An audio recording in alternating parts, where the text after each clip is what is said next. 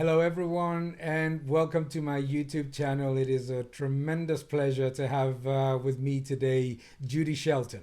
Judy is a PhD economist. She has been nominated for the Federal Reserve in the last administration. She is somebody that you must follow in terms of understanding the situation of the economy in the United States. And she is also a senior fellow at the Independent Institute. So thank you very much, Judy, for joining us today. How are you? Just fine. Thank you for having me. It's a tremendous pleasure. I would like to ask you first, what is the current situation of the U.S. economy? How do you see it? We've seen a different number of stimulus packages implemented. Today, we are seeing that the different macro figures seem to be showing an improvement both at the jobs and the recovery, and that the IMF expects the United States to grow more than 6% in 2021. So, what is your view about the current state of the U.S. economy? I think that with the successful vaccination program in the United States, recovery would be coming back even better if it weren't for the monetary and the fiscal stimulus.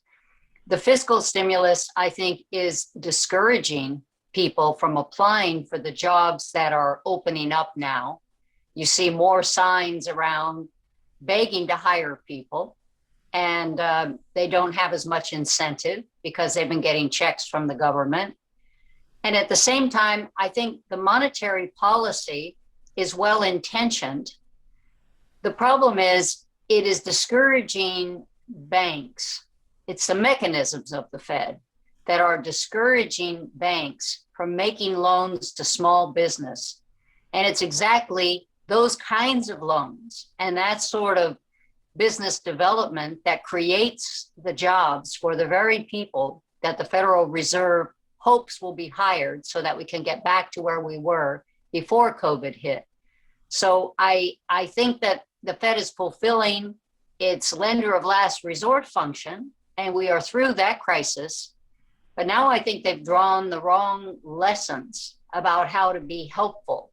And instead, they're saying that we're not going to be concerned about inflation, that we're not going to raise rates until we're good and ready. They're using very ambiguous parameters that really don't mean very much, saying we will tolerate moderately higher inflation. No one knows if that means the normal 2%, maybe it's 3, is it 4%? Is that moderate? They say they would have to see that for some time. Does some time mean a month or a quarter or a year? And the Fed, in the end, even though it claims to be very transparent, is really being quite obscure. So I think that does a disservice to people. I would much rather have a monetary rule rather than relying strictly on meeting to meeting judgment calls by the Federal Open Market Committee. When you look at the figures that we see of inflation, the Fed mentions constantly that they think it's temporary, that there's no risk, and that, as you just mentioned right now, that they will monitor. And Mr. Powell said in one of the meetings that no one should doubt that the Fed will act if they see inflation rising. But the point that you just made seems to be very important, which is we don't know when that situation is going to be relevant. When are they going to see that that is the moment to change? And I think that you also mentioned something that is critical, is that the recovery would be stronger without the stimulus. Do you think that the risk of, for example, on an elevated level of continuing jobless claims and a very low labor participation rate is likely to drag on in this sort of wait and see mode that the Federal Reserve is pursuing? I'm very much concerned about exactly that.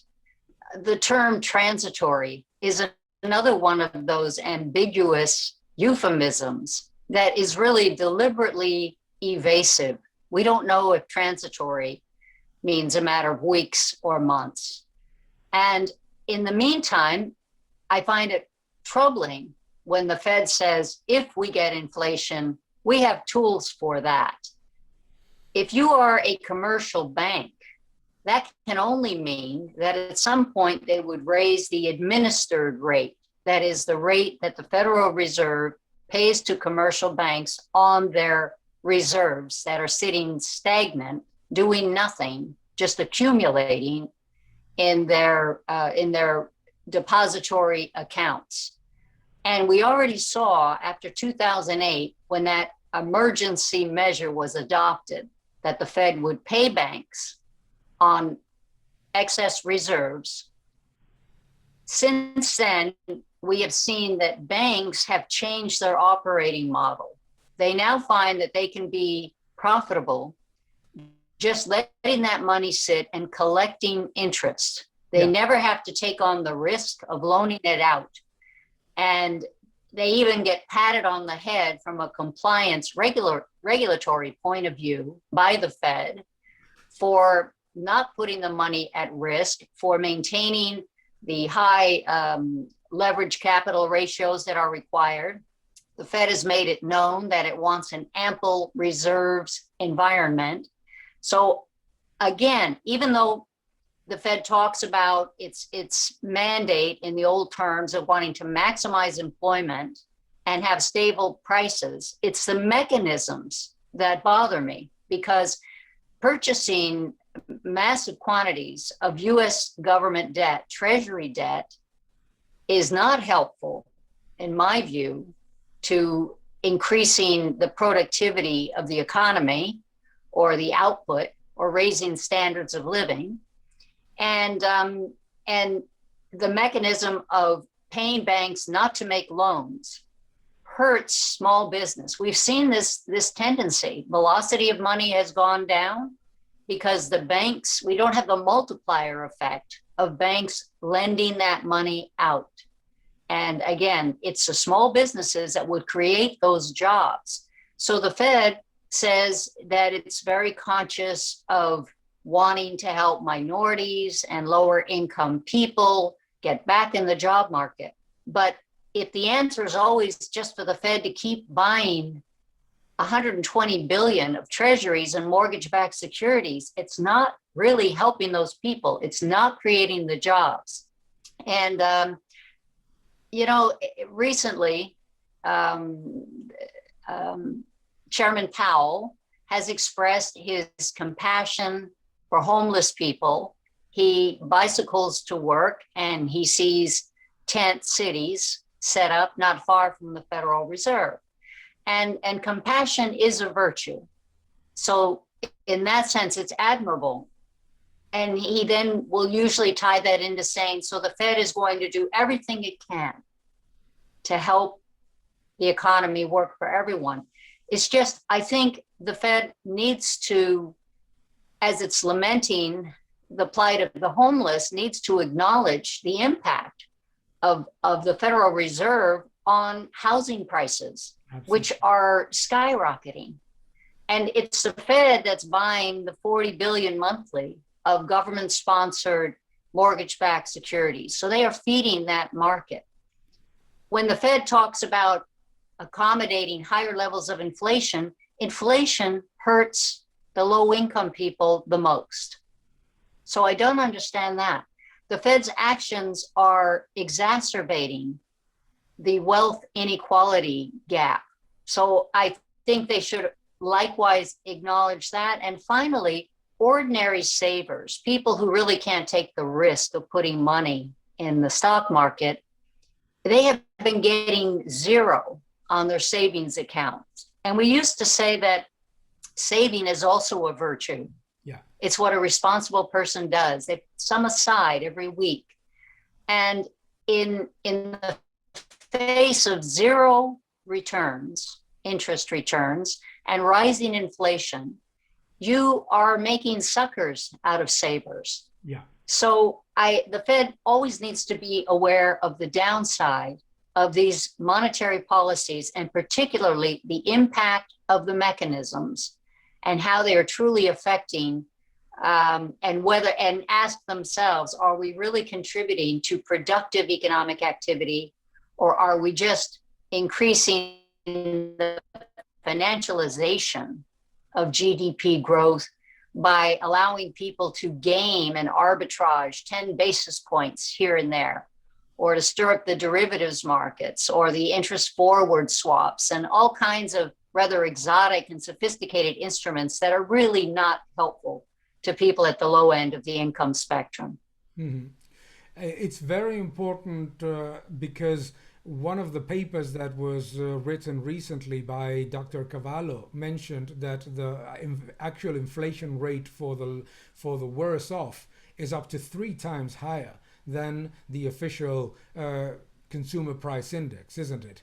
And at the same time, the Fed is buying treasuries that when there is massive demand globally for treasuries, there is absolutely no problem in the secondary market to buy treasuries, particularly in a world in which the bonds of other developed economies are yielding negative real and nominal rates, no?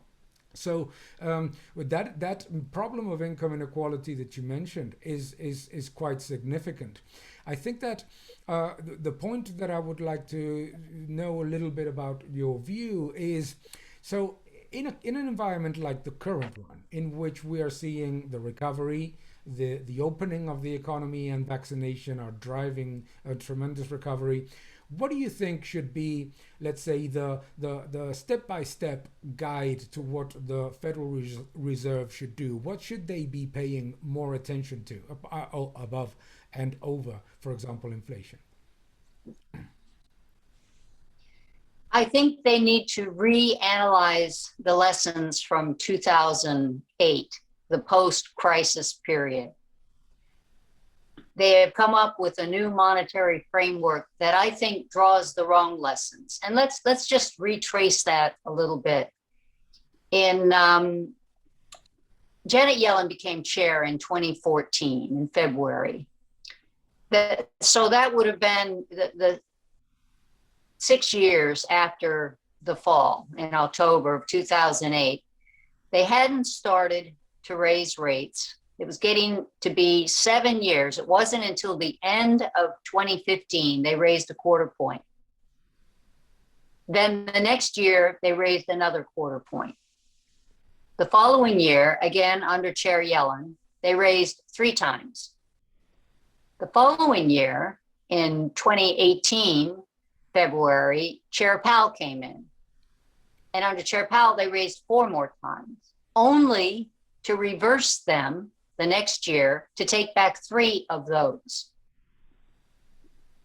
The Federal Reserve Board of Governors, and to me, there's too much of a uniformity of thinking on the Board of Governors. It's groupthink. And they have collectively drawn the lesson that, well, maybe we should have waited longer than 7 years to start raising rates. Or maybe we shouldn't have been so aggressive. But what we saw up until the end of 16 was that, yes, we didn't have inflation. But again, that goes back to, in my view, the reduced velocity, that banks weren't lending, that they found it was more profitable to engage with the Fed after round of successive quantitative easing programs. Why not just engage with the Fed and get paid to do nothing? You hire another compliance officer instead of another loan officer.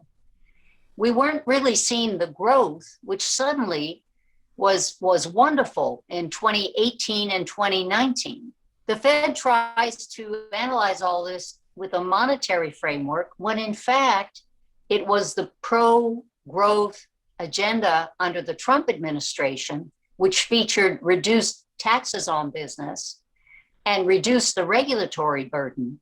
That is when you started to see lending go back up. You even saw a reversal in that steady decline on velocity.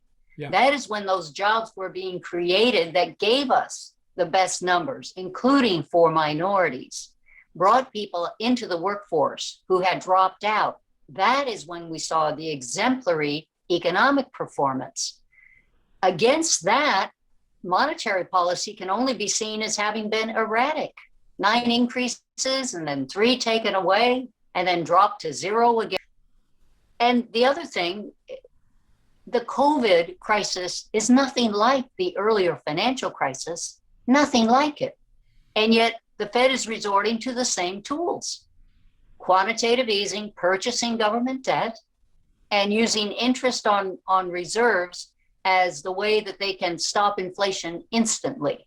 Ben Bernanke kind of bragged about that back in 2011 because everyone thought that injecting so much liquidity would result in inflation. And he said, we can raise interest rates in 15 minutes because they had this power to raise the administrative rate on reserves for banks, which once you pay banks enough not to do anything, then that will bring all lending to a halt. And that's how we used to control economic growth or constrain economic growth.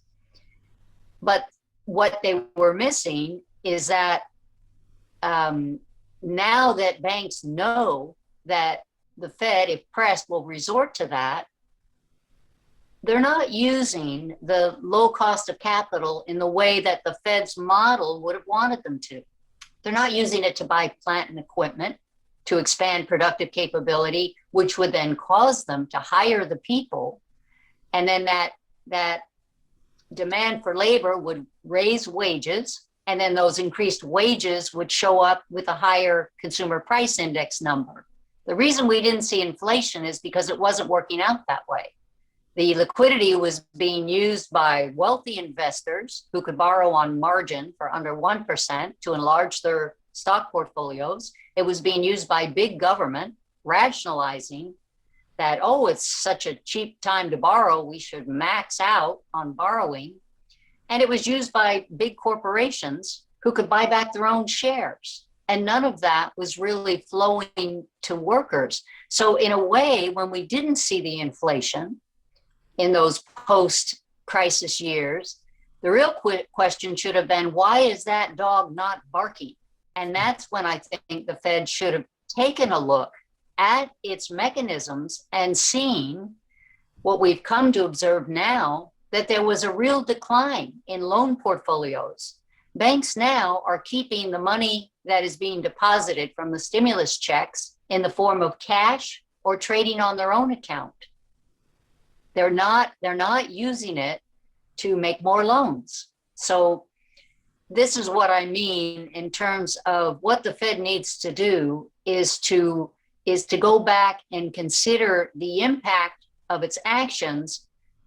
And I think a reinterpretation is required at this point. Absolutely. Do you think, you mentioned the virtuous cycle of pro-growth policies that both extended the growth to a level in which we saw capital expenditure come back, wage growth in real terms go significantly above estimates, and the labor participation rate actually started to go up after numerous years of sort of subterfuges to say why it was so low. No, all those pro-growth measures are being unwinded now, and what we're seeing is a set of new programs of massive government spending. What are your concerns there? Precisely, Daniel. Even when we had the nice momentum for business in the wake of the tax reform and in the wake of the reduced regulatory burden, there were already calls for removing it as soon as we would get a new administration. Well, business can't function under those conditions. Business can't embark on new plans that involve greater investment in productive capabilities if they think that the tax treatment is going to change. So that's why I think we even saw after 2019, as the political cycle starts to work its way through the economy, concerned that those would not be permanent gains, and you start to see the diminution of growth. Yeah. And now with this new approach of taxing corporations, and even worse, it's there's a new attitude. It used to be that you would justify higher taxes, not for me, but for some, as a way to pay for deficits. Yeah. I would rather see less spending, and that's how you would whittle down budget deficits. But it's beyond that now. Some of the tax increases being discussed under the Biden administration are not going to result in maximizing revenue to the government. They're not going to result in maximizing social welfare. They're really a form of punishing the rich. And I think that's very dangerous for our society to target the rich. I keep seeing references saying, well, it's only going to be this many people who are affected. And I'm just troubled that we're targeting a group and saying, well, it's okay if it's this segment of society that's now being seen as the ones who deserve to have private property laws suspended, remove their wealth. We may have retroactive higher taxes. I find that all not just discouraging in terms of suppressing economic growth and scaling back the advantages that the United States briefly had as a competitive country and bringing some of the overseas investment back home, reversing the inversion effect. But I just see it as also an abandonment to this grievance approach. I think I would be more in the camp of Jack Kemp. He was a great politician in the United States. He always said, Americans don't resent rich people. They want to be rich people. So I'm all for equalizing opportunity. I'm particularly interested in access to capital. And to some extent, that's why I'm very interested in the rise of cryptocurrencies. I think we do need to decentralize finance. And I hope that continues. I hope that continues because my own concerns are that access to capital, as I said, think of a small businessman, are being suppressed by mechanisms of government. And aside from these PPP programs and some of the government grants and handouts really under emergency conditions, those can't go on forever. What you really want is people to have legitimate, good entrepreneurial ideas and be able to access financial capital to support them. We need to let the free market work. The digital dollar, what do you think about all of this and what it can do precisely to this problem that you have been mentioning, this ongoing transfer of wealth from the productive economy and from savers into political spending and government?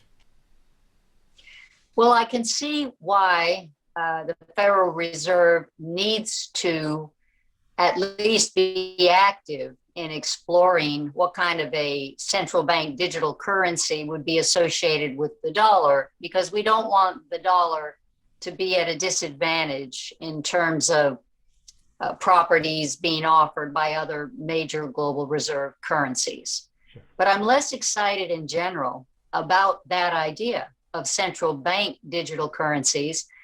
If everyone had an account at the Federal Reserve, as banks do, if I kept my money on deposit at the Federal Reserve and used it as my payment system directly from my account, I presume I would get the same return on the reserves I'm providing on my deposit account as a commercial bank. I mean, that's the idea. If you were to have that kind of access, why shouldn't everyone be able to get interest on money sitting within their deposit account at the Fed. But look at the European Central Bank.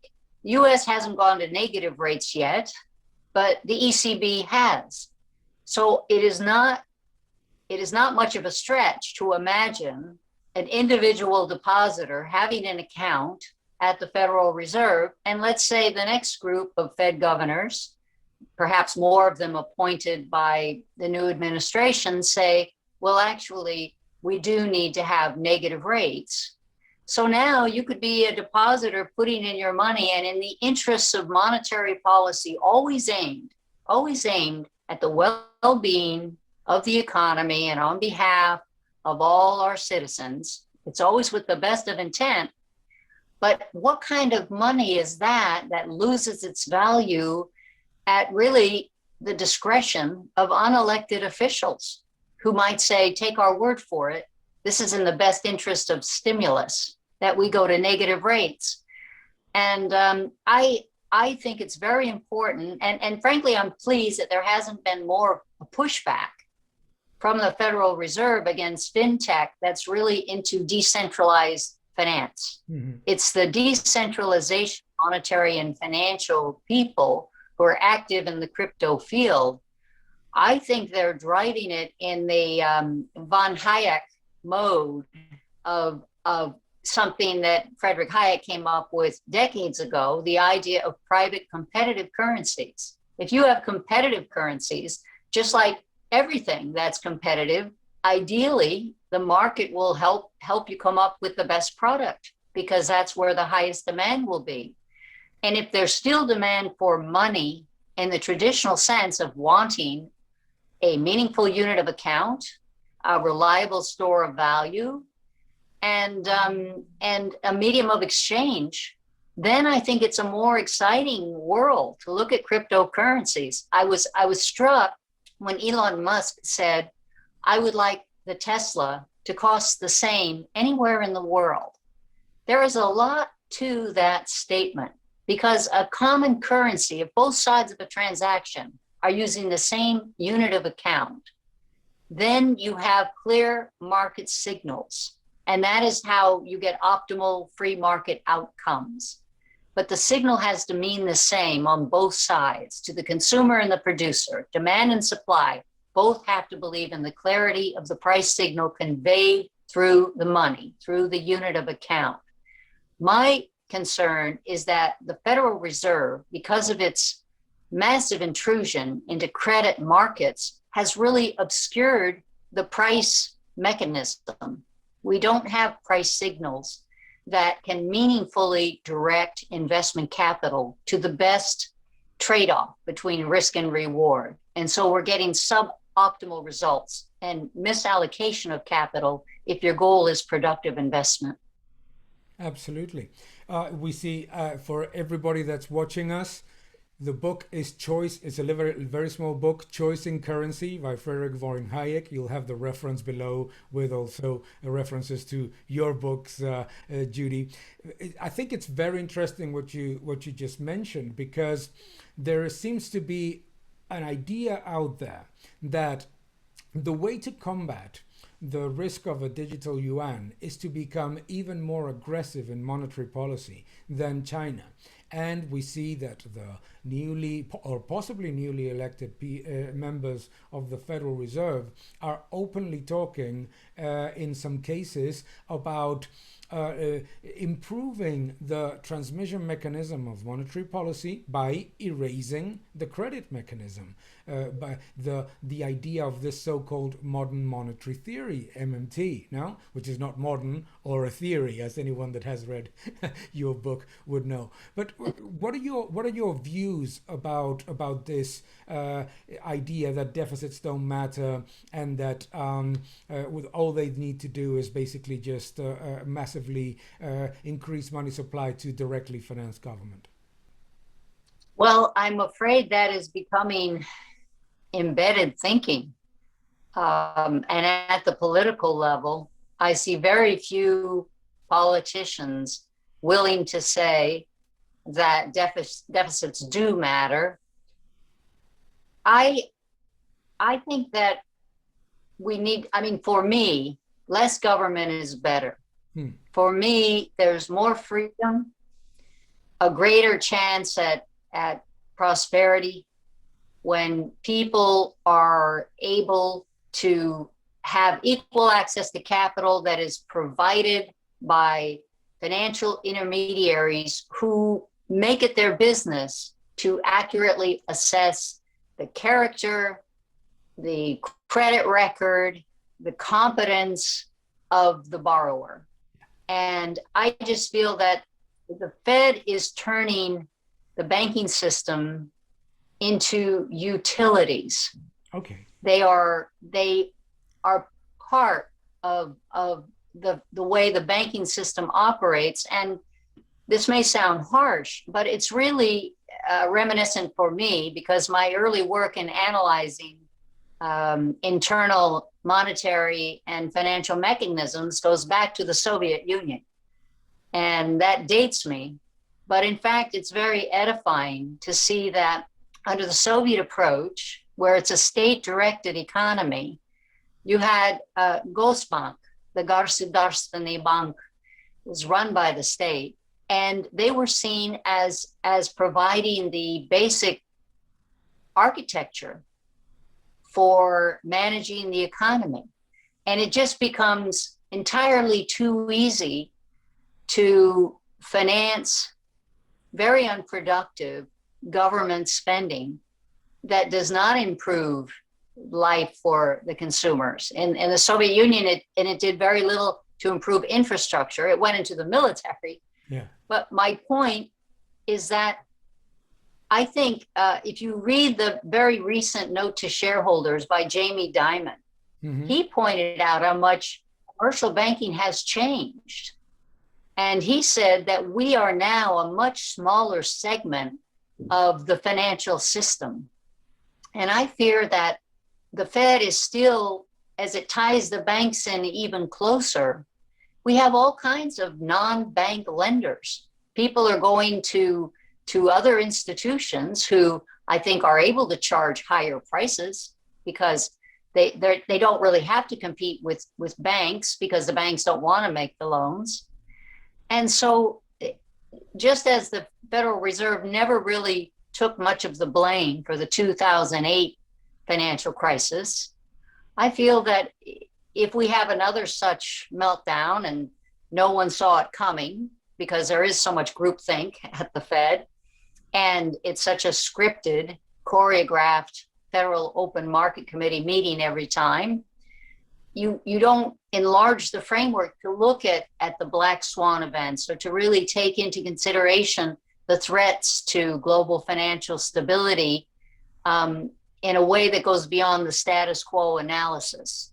So you could have a situation where these non-bank lenders are actually creating obligations or are producing more liquidity that the Fed really isn't in a position to control.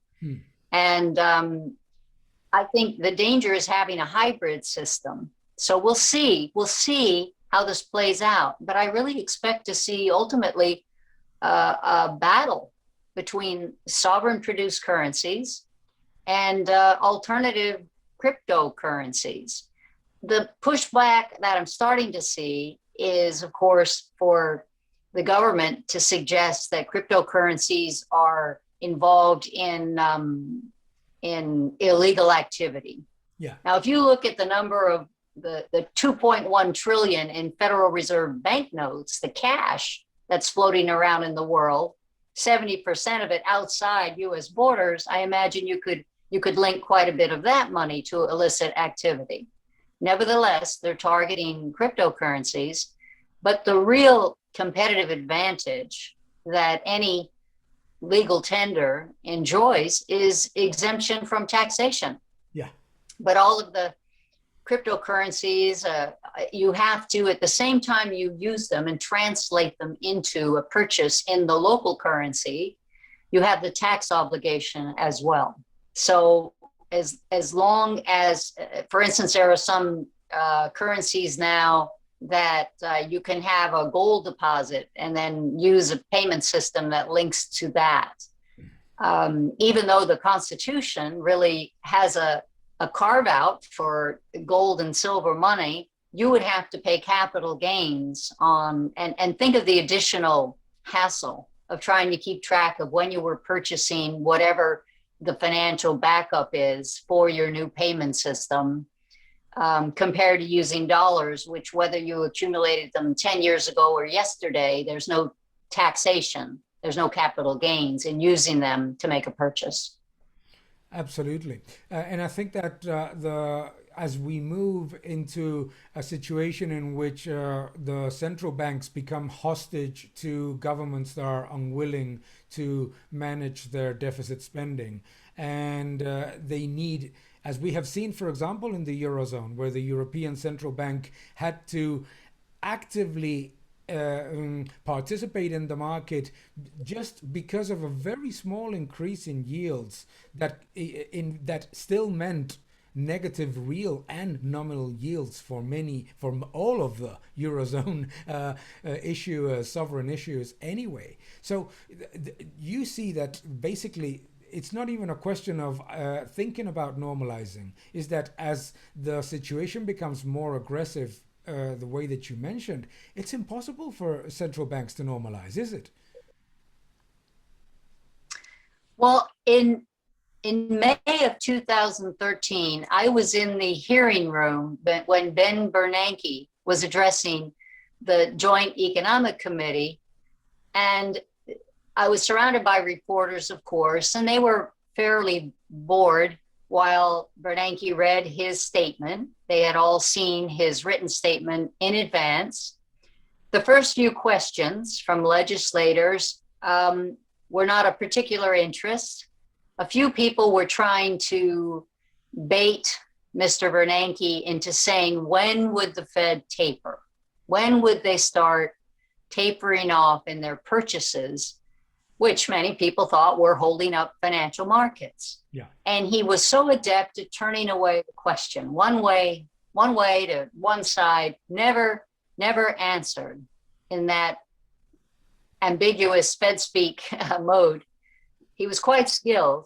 And then finally, I think it must have been the fifth or sixth attempt, a very clever attempt to say, well, could you give some indication just how far away?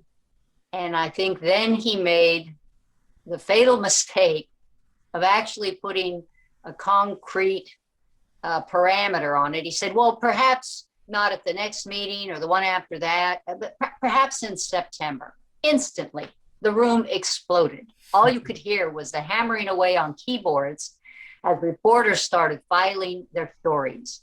The Dow Jones average here had a triple-digit gain. It went to zero. The Japanese market fell over 7%. It then continued around the world. The taper tantrum affected all of the major bourses in Europe and then came back to our shores on the East Coast. And I ended up writing something that next day, the lead opinion piece for the Wall Street Journal, because I imagine Bernanke must be asking himself, was it something I said? And to me, it's quite clear this is no way to run a monetary system, that the utterances of a single official can cause such a reaction, trillions moving in a matter of minutes and around the world, changing hands. And this is not the way a level playing field, a stable monetary platform should operate. What we need is a sound foundation on which to build the things that really do increase standards of living, that do improve prospects for people to pursue what you want in life. And I just think we need a big rethink, and maybe the rise of cryptocurrencies will help to bring that about, especially if people have a choice in deciding on an equal playing field what currency really performs the tasks that they want out of using money. Mm-hmm. Are you worried about the US dollar losing its reserve currency status? I would say no. Certainly at this point, we're very solid and nobody's about to switch out. I don't want to suggest that, except in an existential sense.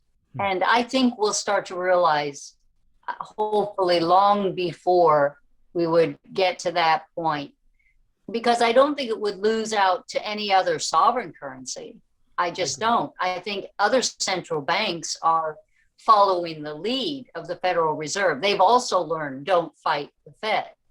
And frankly, it's our strongest source of soft power around the world. The value of our money, the fact that it is seen as a credible currency, is very important. I don't want to risk that, but I do think that the Fed's own credibility is a little bit on the line when they invoke terms such as transitory inflation, when they won't commit to what they really are seeking. That is, I think it should actually be zero inflation, not even 2%.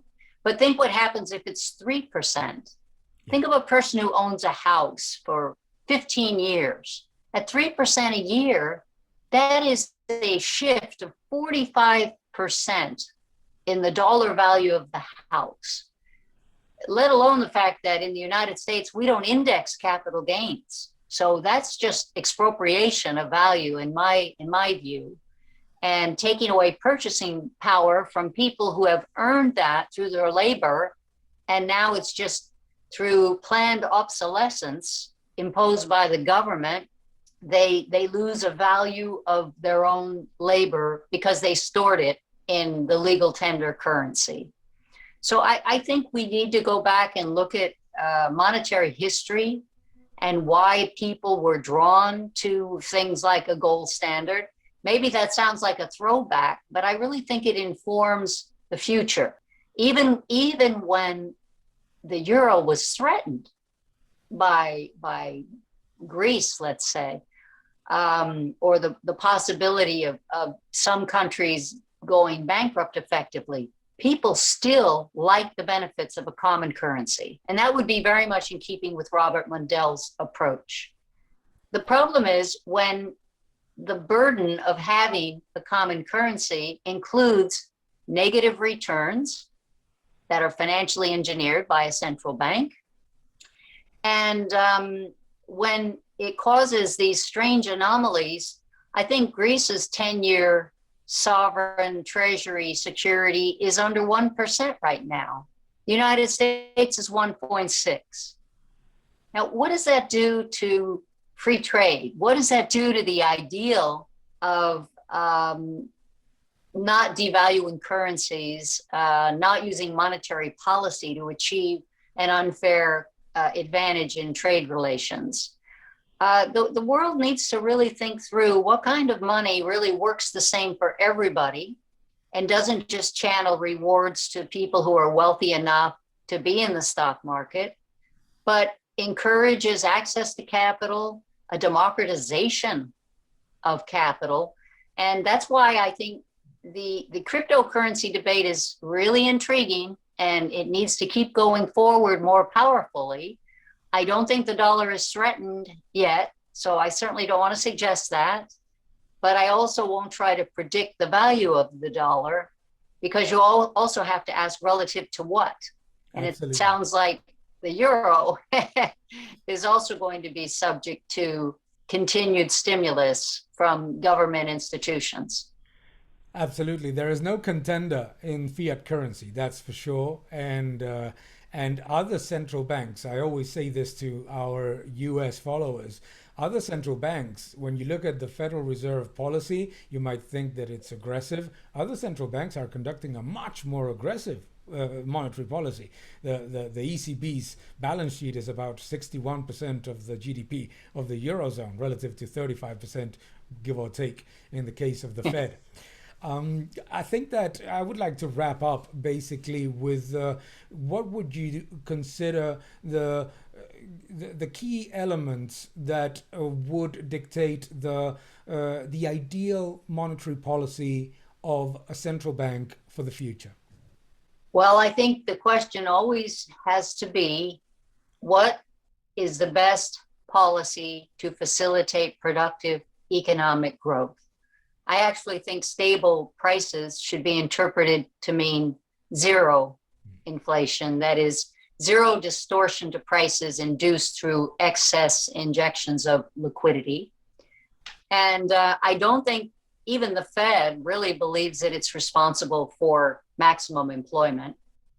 If you get on the Federal Reserve website, it will say as much, that maximum employment is really a matter of structural issues outside of what monetary policy tools can accomplish. So I'm a little perturbed that our Fed is now acting as if that is something that it can control or manage.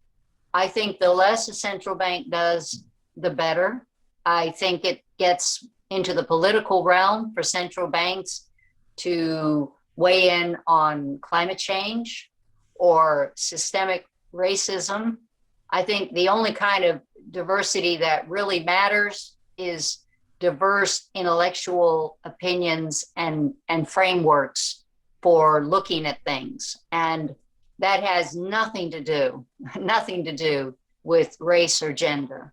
We're just looking for original thinkers and people who can work together to figure out the best path forward, but not because there's some kind of enforced consensus, but because they're really looking at even those small events that can trigger something that affects everybody. And so I would want a minimal central bank.